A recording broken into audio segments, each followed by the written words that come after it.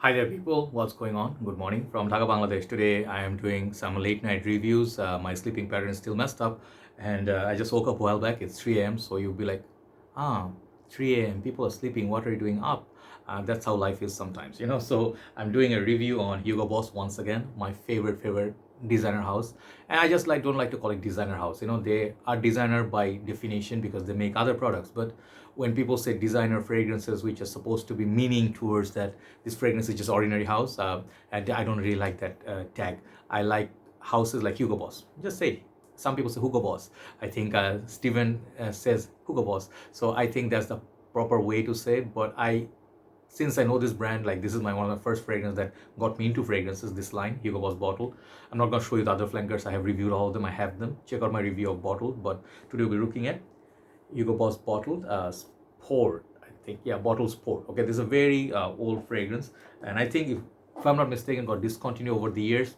Hard to find, and I wanted to get this for a very long time. I got this one recent times, and I would like to talk about it. So Hugo Boss basically bottle line. They have lot of flankers nowadays, you know, and it can get confusing for you because when they go out of control and they're popular, they keep popping one after another: limited edition, special edition, football edition, cricket edition, rugby edition, then tonic night, like a lot of them, unlimited, as top of my head. So check out my review on those. But this is the one that not many people talk about, especially nowadays. No one will, because everybody's after the latest release, and there's nothing wrong with latest releases, but I really feel some of the reviewers should review also something from back in the time, something that was popular once, like a trend. If it's always about, like I notice when I open the, like let's say YouTube, and say I want to see Dior Sauvage Elixir review, every single reviewer is reviewing that because it just came out, because they want to get views, I guess, but if it to be nice balance, if you talk about some of the older, lesser talk about fragrances which are not perhaps selling, or so the purpose is basically letting people know if something is worthy checking out apart from latest release. So enough of talk. So this is basically like 100 ml bottle. I don't know if there are smaller bottles, but the presentation is a bit old school. You see these lines, you don't see this kind of presentation nowadays. So you can see the big boss lettering. It's from the back in the time. I forgot the year, but I'll put it in. So this is EDT concentration, 100 ml. Back looks like that. Okay, they got the notes back there: grapefruit at the top, heart notes are lavender, cardamom, base notes are vetiver. Okay, and these are made in UK. So I don't know which year box is this, bottle is this, but this is how that looks like if you're looking scared for fakes. I think over the years this one got a little bit, like the red color is a little faded because it's really from like some years back.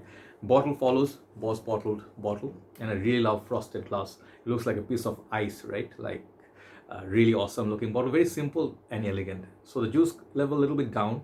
I think over the years, maybe they're showing in the shop, they're showing some customers, so perhaps, or maybe it's not always all the way full. Usually it's like here, the red sport, always sporty nice, and it's engraved in the Boss in the bottle, and it follows the same Hugo Boss bottles cap.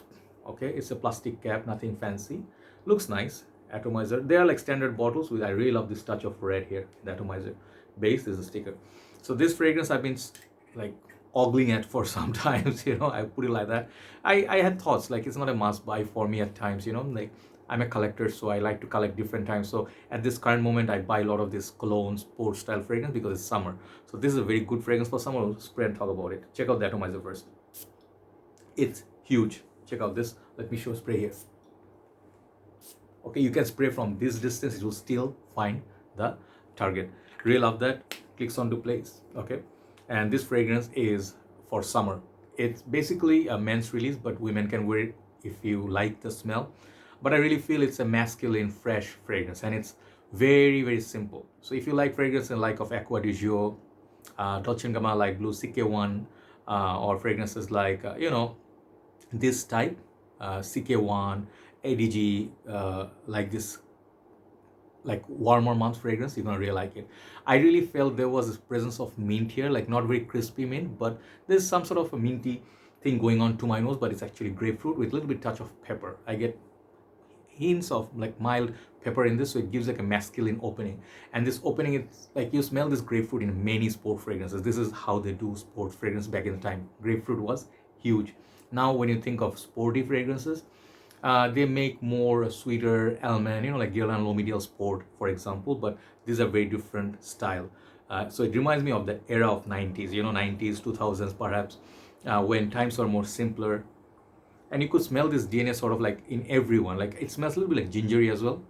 So sort of like a ginger, cardamom, spices backed up by that grapefruit, which will disappear after 10-15 minutes, and you'll be living with a little bit of woody, watery, spicy accord on your skin. It's really perfect for gym, day-to-day usage where you use this ADG or CK1, those kind of fragrances, the light blue. So the same purpose it serves. But when you smell this, it feels a little bit laid back. It doesn't really feel like the most modern one, like Dior Sauvage or Dior Homme Sport. Those are much more upgraded. But when I say upgraded, it doesn't mean this is inferior fragrance. Okay, this is a little bit more mature. It's a sporty fragrance with a little bit of class. Same way when you shave and you put aftershave, it gives this masculine, strong sensation, burning sensation. You're like, so it makes me feel like that, like Old Spice days or something like it. And the fragrance very refreshing, very nice, and signature scent worthy.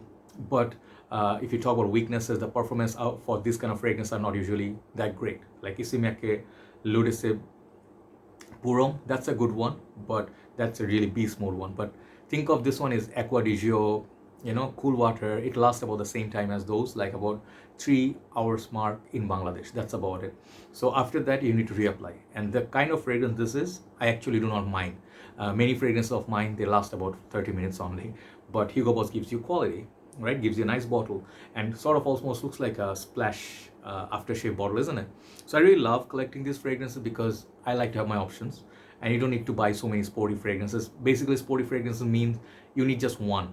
Like if you have a 200 massive ml of this one, just giving you example. If you have this, you can see they are similarly themed, right? If you have this, you can use this everywhere for gym. You can spray liberally. That one is very cheap. This is a little bit more on the pricier side, like $45 to $50. Back in the time, it used to be like maybe like $60, $70. Nowadays, you can, I don't know how much it goes for. Basically $45 range. Okay, that's really good price for a designer fragrance. But I think this one has a lot more use. You can bring it out. Okay, if let's say you're dating, just give you last scenario, then I'll finish. If you're gonna go out on a date, some ladies you feel you want to wow them. Okay, you want to impress them so much, so you wear something heavy oud, rose, or something very sweet. But your lady doesn't like that kind of fragrance. She likes subtle, and she maybe feels uncomfy with a heavy perfume that smells like musky or leathery, boozy. Maybe she likes something subtle.